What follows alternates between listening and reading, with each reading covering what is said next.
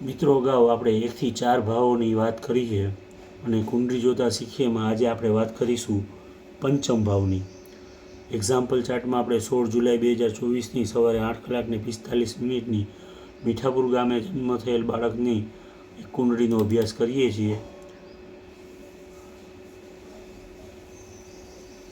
મિત્રો અહીંયા આપ જોઈ શકો છો કે કુંડળીનો આ પહેલો ભાવ લગ્ન ભાવ કહેવાય છે, બીજો ભાવ ધન ભાવ, ત્રીજો ભાવ સહજ ભાવ, ચોથો ભાવ એ સુખ સ્થાન તરીકે ઓળખાય છે. પંચમ ભાવની આજે આપણે વાત કરીએ છીએ. પંચમ ભાવ એ સંતાનથી સુખનું સ્થાન અને પ્રેમનું સ્થાન છે.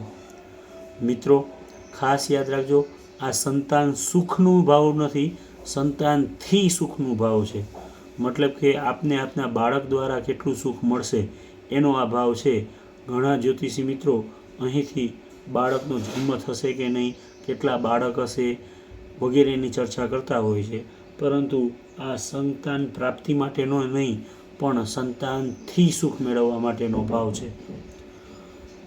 આ ભાવમાં સંતાનનો કારક ગુરુ છે, પ્રેમનો કારક શુક્ર છે અને શેર સટ્ટાના કારક તરીકે અહીંયા શનિ અને મંગળ એ ગ્રહોને જોવામાં આવે છે એના કારક ગ્રહ તરીકે.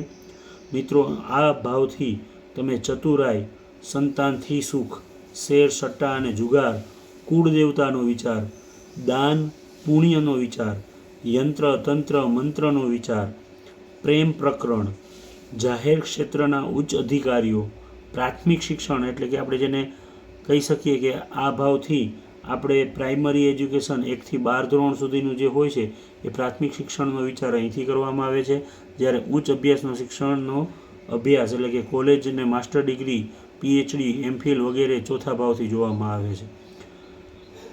આ ઉપરાંત પાંચમા ભાવમાં શારીરિક અંગત સુખનો વિચાર, ધર્મ કર્મ વૃત્તિનો વિચાર આ ભાવથી જોવાય છે.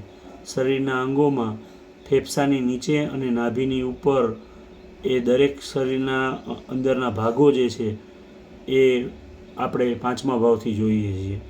ખાસ કરીને મિત્રો જ્યારે આવા અંગોની અંદર કોઈ પણ રોગ થતો હોય ત્યારે પાંચમા ભાવથી જોવાથી આપને સૂક્ષ્મમાં સૂક્ષ્મ માહિતી મળી શકતી જોવા મળે છે.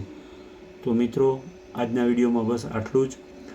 આપને આ વિડીયો ગમતા હોય તો જરૂરથી લાઈક કરજો, ચેનલને સબસ્ક્રાઈબ કરજો અને તમારા મિત્રો સુધી જરૂરથી શેર કરજો. જય દ્વારકાધીશ.